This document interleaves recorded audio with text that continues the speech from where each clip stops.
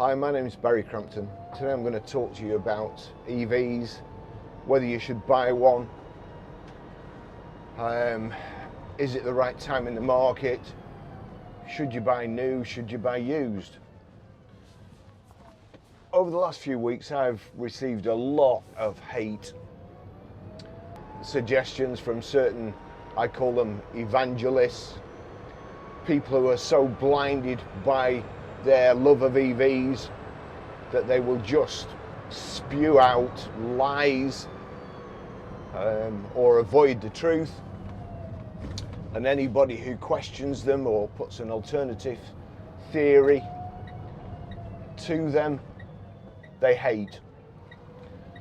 And they can't just disagree with you, there has to be something wrong with you. You're mental. In my case, few people have suggested I'm very angry. I am. But you can be angry and right about something. So, you know, that doesn't worry me. A couple of people have suggested I'm old, losing my memory, perhaps even on the point of being senile, forgetful, that sort of stuff. These people are horrible, absolutely horrible. I mean, touch wood, I'm okay at the moment. My mother got dementia towards the end of her life. She was 83, and it's a truly horrible disease. It's a horrible thing for people to accuse you of, or not accuse you of, to suggest that you've got because of your opinions. There must be something wrong with you. Now, alternatively, I think there's something wrong with somebody who buys a car that's going down £2,000 a month and depreciating by, you know, hundreds of gallons of petrol. EVs have dropped by 30 to 40% since last September. Not just new EVs. The zealots will tell you it's because Elon dropped the price of the Tesla. Well, unless somebody went back in time and warn people that Elon was going to drop the price of the Tesla, that's just simply not true. Elon dropped the price of the Tesla on 16th of January. That didn't help matters. It's been a prolonged decline, a steady decline, straight down, and now, even though EVs probably cost between £10,000 to £12,000 more new than the equivalent petrol or diesel, at the same mileage, the same age, an EV is worth less, a couple of £1,000s less. So it's depreciated all that money that you could spend on fuel, that you could have gone on. One of the EV zealots has come back he's been to Jamaica. The amount of money his vehicle has dropped, he could have taken his family to Jamaica probably 4 times, and that's just the money that his car has dropped since last November. Now he keeps banging on and calling me names, saying I'm telling porkies, but yet totally ignoring that EVs are cheap to charge. The miles, as opposed to petrol, it's cheaper. But overall, at the moment, it is cheaper to run an ICE car, a diesel or a petrol. It's actually cheaper to run a 5-litre Mustang than it is to run a Nissan Leaf. And I used yet another EV YouTuber. I used his registration number. He tries to conceal his registration number, but I managed to piece it together doing a bit of Jim Rockford work. And even if his car was free to charge, it would be cheaper to run a 5-litre Mustang. In fact, it would be cheaper to run a 5-litre Mustang over the last 9 months by about £9,000. What's causing it? EVs, as I say, this is perfect for me, going backwards and forwards to work. EVs, there will come a time, and that time is pretty much now, when EVs are so cheap that you have to consider them second hand and new. You can get fantastic discounts off them. The manufacturers, the SMMT, the Society of Motor Traders, they're just disgraceful. They're embarrassing. They make me sick. They're pathetic. The headline, well, let me take you back to the last couple of days of last month, July. I noticed on AutoTrader there was an alarming pattern. EVs, they were just coming off AutoTrader. Every time I refreshed my screen, there was more and more gone. And in a short space of time, and this was only while I was watching them, it was actually a lot more. In a short space of time, the space of 24 hours, 3,000 EVs disappeared off AutoTrader. Now, the headlines during August are a new EV sells every 60 seconds during July. Just rubbish, absolute rubbish. They may have registered them, the dealers may have registered them because they were getting a big bonus to register them off the manufacturers to pervert the actual sales records, to lie and pretend that EVs were selling, which they're not. Those same EVs are now coming back onto AutoTrader, registered on the 28th, 29th, 30th and 31st of July as used cars, delivery mileage. That's bear in mind that they also have fudged the figures during, right up to last December, and before that, last December, EV sales shot up. Those EVs are still for sale second hand on AutoTrader. They didn't sell. They weren't sold to a customer. They weren't delivered to a customer. They were just registered. They did the same in March, and they've done the same again. It's absolutely disgraceful. If you buy an EV now, if you're going to buy it and keep it, absolutely fine. Another EV evangelist who has had a couple of goes at me. Not just, I ignored him before. He's had a couple of goes at me in my forum. And he said about getting a car that he's bought for £150 a month. It's depreciated by 50%. Well, it has depreciated by 50%, and the reason it's depreciated by 50% is that some hire firm, some short-term hire firm, had the brilliant idea that at the time EVs would be popular to rent out. But as they started depreciating, they realised, in fact the shareholders realised, that they were depreciating more a month than they could charge renting them out. What happened? They went skint. So a load of Renault Zoes and other vehicles have come onto the market. The big chains have picked them up, they've pinched them, they've nicked them. They're doing 0% finance and stuff like that, and 2.9% finance. If ever you get a deal like that that sounds too good to be true, it is too good to be true. And this chap, if he's buying it to keep it, as I said to him, then great. But if he's paying £150 a month off, and currently it's dropping £700 a month, 4 of his payments, or 4 and a bit of his payments, oh, thank you. Thanks very much. So it's dropping 4 of his payments a month. Pretty soon, his car's going to be worthless. He's going to be paying for something that's worth a lot less than he owes on it. And yes, you can hand it back. If it's a PCP, at the end of the term, you can hand it back. If it's a HP agreement, once you've paid 50% of the payments, the charges and so on, you can hand it back. They don't like it, but you can. So yeah, fine. If you're going to keep it forever, it's a cheap car. It's cheap to run. It's cheap now. But don't tell people it's a good thing, because other people have paid good money for you to get that car. He said he didn't care about the motor trade. Okay, fair enough. You know, we in the motor trade, pretty well hated, I think.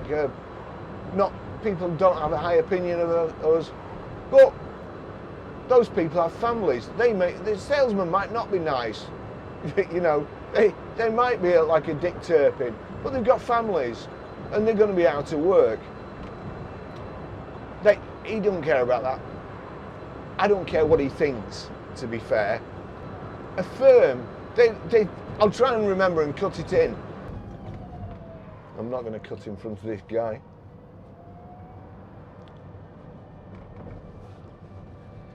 So, you know, that wasn't a good business. Motorpoint, they had a torrid time because they had so many EVs. I'd looked at the website and all their EVs reduced by 5,000, reduced by 6,000, 7,000. You don't make £7,000 on a car. These days, you look if you make £1,000, and £1,000 of that £200 goes to the government in VAT. You've got warranty, you know, he's driving around for 3 months. If it goes wrong, you can quite easily lose money. I'm not looking for sympathy. I love the job. Done it all my life. I really, really love it. It gives me energy. Some of the other EV zealots, one in particular, nasty guy,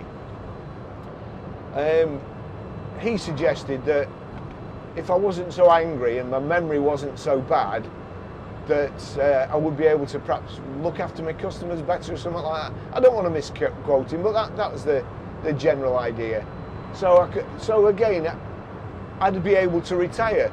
Not only is he suggesting that I should be retired and my memory's gone, you know, that kind of I don't know what I'm doing. Just horrible people.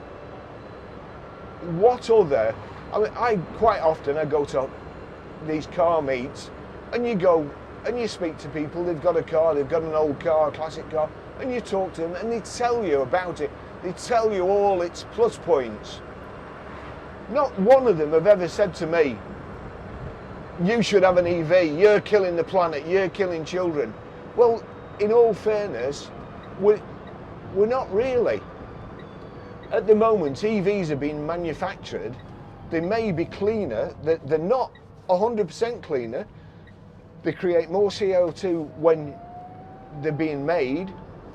And there's the whole thing about how cobalt's mined, who's mining it, slave labour, child labour, terrible working conditions. It's horrendous. But they conveniently put that, right, we'll tuck that round there, we'll just talk about charging. Because they are cheap to charge. Nobody says they aren't, but they're not cheap to run. So, should you buy an EV at the moment? No. Unless you're going to keep it forever. If you're going to keep it forever, like my intention was with this, fine. This car, it can only drop, it costs £8,850. That's all it can drop. It's dead convenient. I get to work, I plug it in, I go home, park it outside. The worst thing that could happen is I could lose £8,850. It may happen. It's not going down £8,850, in 4 or 5 months. This is what you have to bear in mind. Before you buy an EV, do some research. Go to the garage. There's some great deals on them. Go to the garage, make the salesman sell it you. Don't buy off one of these disruptors. These disruptors, like there's a lovely lady. She looks really, really nice. Ginny Buckley as well. Really nice. But their income comes from selling EVs. Not once have they mentioned depreciation. Not once have they mentioned that on Ginny Buckley's website, there's some cars, some EVs, they only do EVs, that were registered in 2019. They've got delivery mileage on, they're still for sale. There was supposed to be a long waiting list for EVs. You couldn't get them. They were bringing over lists. You're not going to get one for 18 months.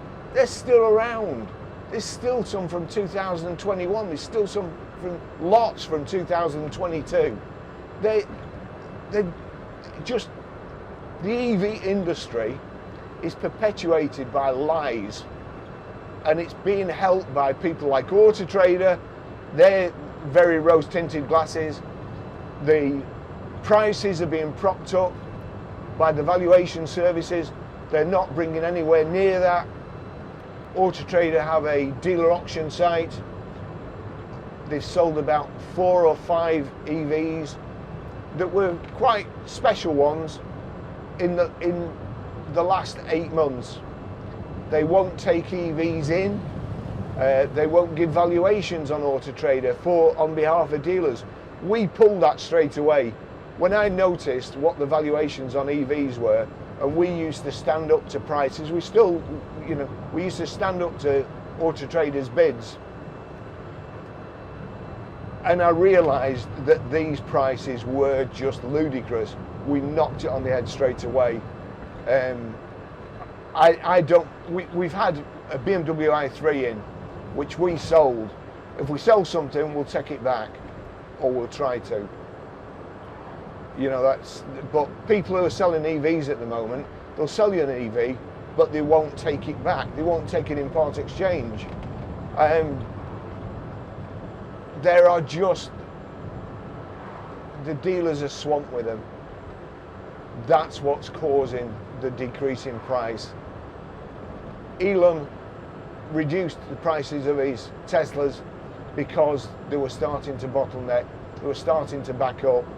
He made them into a no-brainer, but they still, it decimated used Tesla prices.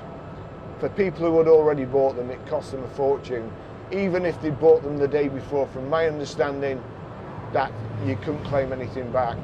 You'd lost £16,000 overnight. Dirty tactics, dirty tricks, in my book. It's happened before. If you're going to keep it, yep, get one. If it suits your needs, get one. If you're only doing 40 miles a week, get one. You just have to recharge. Oh, well, no, 40 miles a week is wrong. Whatever the limit of your car is, then so long as you've got a good safety margin, like for instance the other week, my girlfriend's plane was delayed, the taxi was double booked, so he couldn't go at that time. So I had to go and pick her up from Manchester Airport. I couldn't go in this. I couldn't get a makeup bag in this, let alone a suitcase. So I had to go to the garage, get a I didn't have to get a Range Rover, but that's my preferred choice of transport. But got a Range Rover and went and picked her up. I couldn't do it in this. So long as, my friend, we've taken the i3 back off him. He's had that 5 years, loved it, absolutely loved it. It was perfect for him. It just worked about 2 miles up the road. It was great, ideal for him. But all of a sudden, he's got relatives in Nottingham. The electric range is 60 mile tops. It does have the range extender, so you can keep going with that. It's not an engine, it's a generator. But it was the inconvenience of not knowing. You could just jump in. If there was only, if there's 20 mile left in the tank, he could go to any one of hundreds of fuel stations and top it up and keep going. If he wanted to drive around the world, he could basically keep going with a 5-minute stop. So that's the difference. If you don't need that, you can get fantastic bargains on electric cars. I sell cars. I've nothing against EVs. I'm not an EV hater. What I hate about them is they're ruining the motor trade. Peter Vardy in Scotland, 2 of their depots have closed, and they blame it on not being able to get good used stock, like ICE cars, internal combustion engine cars, not being able to get them, and nobody wanting EVs. That's the difference. You can't get, ICE cars are bringing over retail. EVs are bringing way behind. You can't keep up with them. You can't put a big enough margin on an EV unless you sell it within 30 days. The next month, not only can you not make any profit, but you're going to lose £1,000 when you sell it. So be very, very careful. Make the salesman go to a garage. Don't go to a disruptor. Don't go on a website. Those people have nothing invested in the motor trade. All they're invested in is themselves. If you go to a garage that's going to sell you an EV, they'll have all the tools, all the equipment, all the staff, the mechanics to repair it, the backup to lend you a car if it goes wrong. These websites don't. They're just, you know, and you look at Crichton there, Robert Llewellyn, and you know, I used to love Red Dwarf. I really did. I thought it was way, way ahead of its time. Crichton there, when Rimmer taught him to lie and he goes into lie mode. Robert, leave it on the program. You're still doing it now. You're not addressing the facts. You're pulling the wool over people's eyes. And the other guy, Quentin Wilson, I did a calculation on Quentin's website. He's seen getting into, there's a photograph of him getting into a Tesla. I used the registration off the Tesla to do a few calculations, and the calculations were something like the money that Tesla has dropped. You know, you could buy enough fuel for a Range Rover to perhaps do 100,000 miles. And all you see is his face just giving out misinformation to suit him. He's got this fair charge thing. He's trying to get cheaper charging. He's trying to get VAT knocked off charging at you know, external charging points, because he don't think it's fair. They already get a fantastic tax concession. It makes it a no-brainer. If you get a company car or whatever, it's a no-brainer to get an EV. There's all sorts of other things though that have been mentioned, and stuff that I never thought about. Ladies don't particularly want EVs because you've got to go to a charging point. And to be honest, they're quite creepy. A lot of them are quite creepy because when you go on a fuel station, they've got to keep electric cars way away from the fuel station and the charging way away. You can't use your mobile phone. You can't be plugging a big charger in, a 72 kilowatt charger next to a fuel pump, or else like Boomsville. So, and then you can't just plug it in. There's no receptionist or fuel pump attendant to make sure that you're all right while you're on the forecourt, because you're way away. There's just half a dozen chargers. So you're a lady on a motorway service station in the pitch black, way away from everybody, sat in your car for a couple of hours while you charge it. I don't know.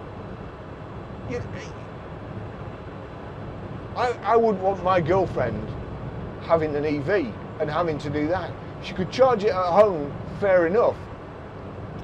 But also the times I get wet through charging this, and that's just plugging it in at the office. You look at the chargers, there's no canopies or anything. You're just out in the open. And John and myself, I've used this analogy before, John and myself, we went to Yorkshire to deliver a car. We're in a Range Rover, come back, needed fuel, pulled onto the service station, and as we pulled on, it was absolutely lashing down. There was a load of Tesla drivers all trying to plug the thing in and work the machine. They were soaked, absolutely soaked. So there's drawbacks. Go to the garage to buy your EV, make the salesman sell you the vehicle. Make him tell you why you should have it. Don't believe him, don't sign up there and then, You make notes of why you should have it, how much it's going to save you, then go and look at used ones. Make your own calculations. As I say, if you're paying cash, people say, oh, we get them on PCP. You know, we do this, we do that. We don't use our own money. That's stupid. Old people don't do that. Older people don't have that choice. You know, they can't get a PCP usually. They don't want a PCP. They've worked all their life. They've saved their money. They want to buy a car with it, so they use their own money. You know, that's not a crime. But these EV zealots who go on about, oh, I get PCP, and I know my monthly budget. You might do it this time, but the people who underwrite EV residuals aren't stupid. They've been caught out big time. I'm sure there'll be a lot of firms out there who've paid for EVs who will actually be trading insolvent at the moment, because if their accountant, one in particular who again has been calling me names, I looked at his balance sheet and he's got an EV, and I tell you what, if his accountant knew how much his car was actually worth, his balance sheet wouldn't look like it does. So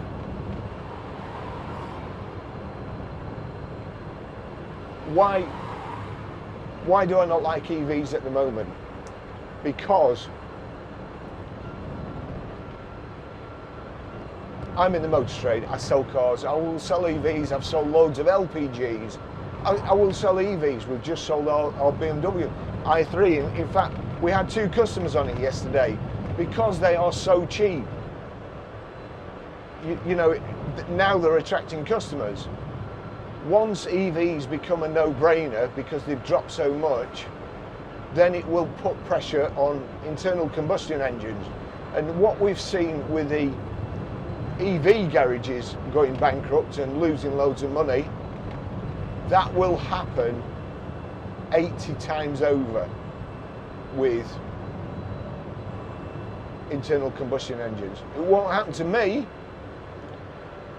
or John because we can retire tomorrow, but the people who have just started out, you know, the EV guys, the name callers, I can retire tomorrow because I've got quite a successful YouTube channel, I've got a reasonable pension, and I can still potter about in the motor trade. I don't want to retire, I love it. I know so many people who retired and then died about a week later, like my dad. You know, I don't want to. So, but we are in a fortunate position of being able to retire. There's a lot of people in the motor trade who aren't. There's a lot of people building cars, and at the moment they're building cars that people don't want, and they're just stocking them up. The manufacturers are playing you all for fools, pretending, and the magazines, the trade papers, all the ones who benefit from advertising, leasing EVs, and the people on the internet that repair EVs. A ship is on fire. They don't know what it is at the moment. There's EVs on it. First of all, they said there was only 25 EVs. There's 500. Right, okay. EVs may not have caused a fire, but the problem is once they catch fire, you can't put them out. So somebody could have dropped a cigarette on the ship. I don't know. Somebody could have dropped a cigarette and there was a petrol car leaking fuel. That ignited. But once the EVs caught fire, I've put an internal combustion engine out with a fire extinguisher. In fact, I put one out with a fire extinguisher that was that big. That just started under the bonnet on the motorway. And I put it out. It wasn't my car. Somebody just pulled up and I saw the smoke coming out. I stopped. It was just starting to catch fire, and I put it out. I couldn't put an EV out without specialist equipment. Imagine all these, if all these were EVs. To me, it doesn't bear thinking about. Anyhow, back to so this ship, I want to ban damaged EV sales, write-offs. They're finding their way back onto the market, and the batteries, they're being sold off. They are so dangerous unless they are tested. And somebody who, again, one of the people who had a go at me, I looked at their website. They'd reduced their EVs by thousands of pounds. Never said anything about that. They repair EVs. And a really glib tweet. What do you do if you got a dead cell in your EV battery? Simple, we just replace it. Oh, that's simple, right? Okay, well that's great. You know, forgetting the fact that you have to have all sorts of protective equipment. You have to have leather gloves. You have to have rubber gloves on top of your leather gloves. You have to cordon the area off. You have to have a big sheep hook that, in case you get fried, that somebody can drag your corpse off the EV battery. Forgetting all that simple, we just replace it. Forgetting all that stuff. I asked, how do you test the integrity of the battery? Because bearing in mind, if salt water gets in there, it can cause an electrical short, boom, that's it. How do you test the integrity? What do you mean? Oh, for God's sake. I mean, that was on about the 5th time. They just ignored my question the first time. Now, I actually had a business idea, and somebody, I can't be bothered with the EVs, but my idea was that all these EVs that have a crash and they're written off with structural damage, the battery is a big part of the structure, and I would imagine that it's sometimes the engine is, you know, the engine on a motorbike. It's part of the structure. It's built as part of the chassis. So the EV battery is these lots of bolts holding it on. Now, I'm assuming that's not because of the weight. I'm assuming it's part of the design and part of the structure. If that structure is damaged, if there is a impact anywhere, the battery is going to take some of the impact. If a petrol car, if the fuel tank leaks, you can smell it. You can smell fuel, you can smell diesel. You know, you can't smell electricity. You can smell it when it's burning, all right? There's no two ways about that. So my idea was these batteries, they should be tested. How do you test the integrity? I don't know whether they do. Let's give them the benefit of the doubt. Perhaps they do test it. Perhaps they've got a secret test that they don't want to share with me. Okay, but I can guarantee that these write-off EVs that are on the internet, that are sold, there's twice as many people selling write-off EVs, private sellers, than there are dealers. Ask yourself why.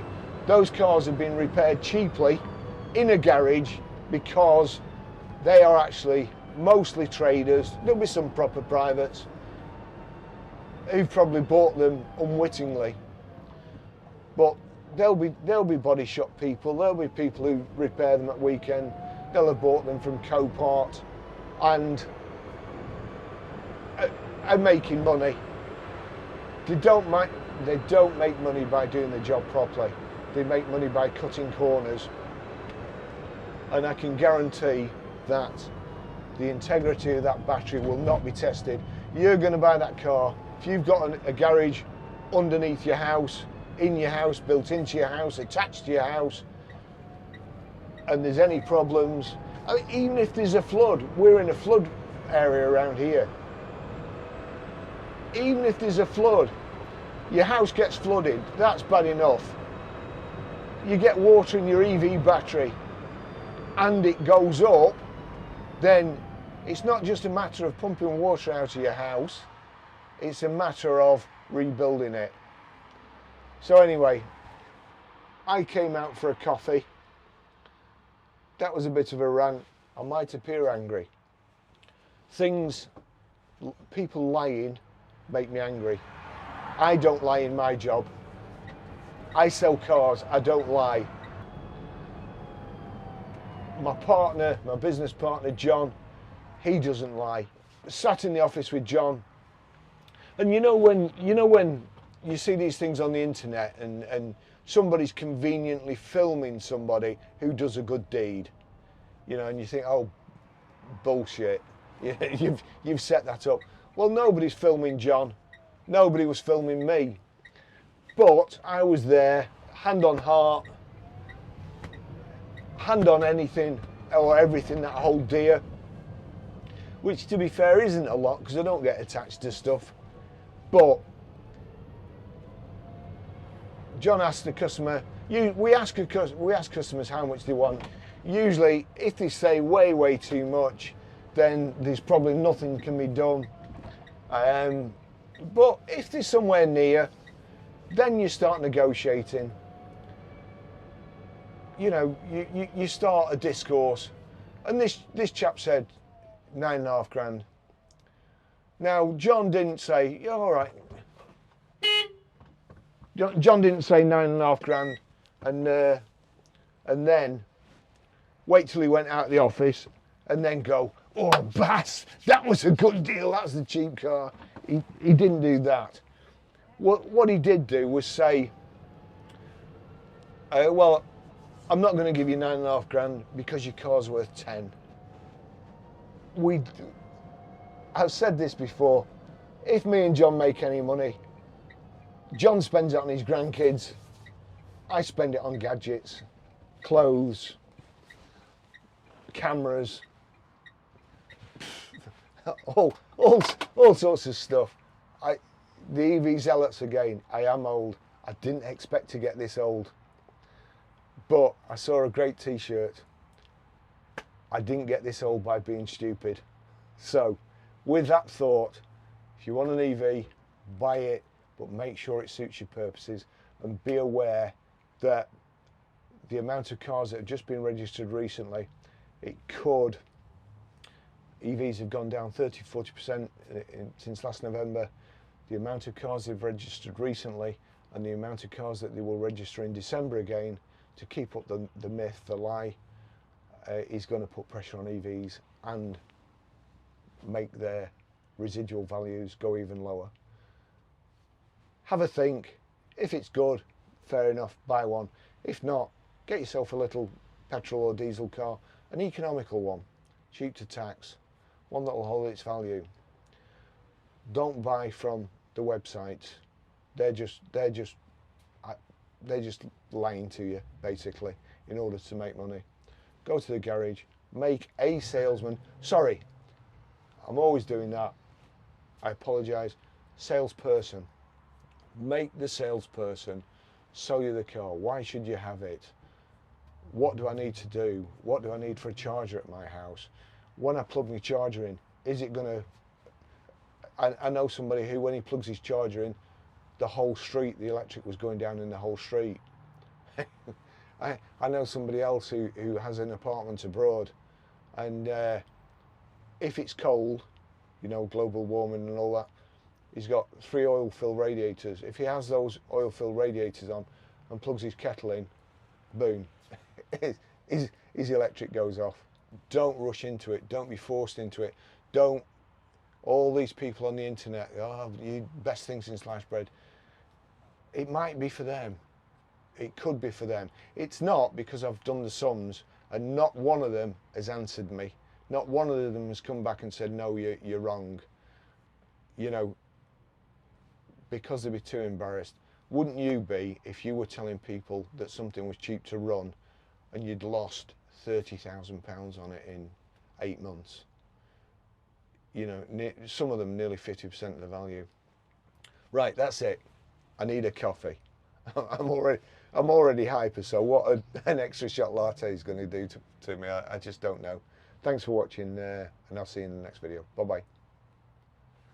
GoPro, stop recording.